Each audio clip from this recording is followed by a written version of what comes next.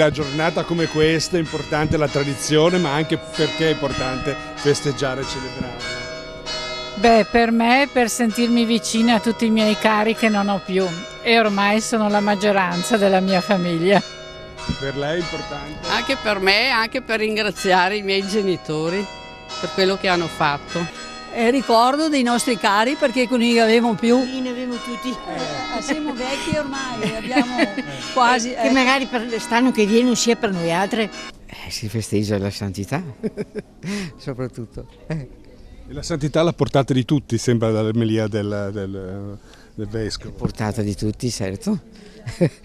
Basta praticarla. Io festeggio tutti i miei cari che sono in paradiso, spero, e lo credo, e chiedo che mi aspettino. In un'omelia del vescovo lui ci ricordava che l'amore della madre soprattutto ha il profumo dell'eternità. Dopo la cerimonia, la tradizione prevede un passaggio ai cimiteri per portare un saluto ai propri defunti.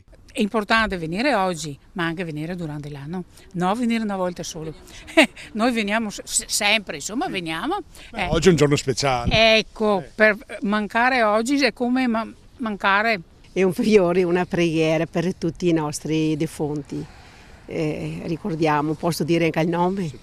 Anche tanto Marco, che è giovane, e mio marito anche. Per me è importante perché le persone comunque care, è vero che le porti nel cuore tutti i giorni, però a volte abbiamo anche bisogno non è un contatto, ma insomma è questo passaggio che ti porta a stare un attimo lì a meditare, a pensare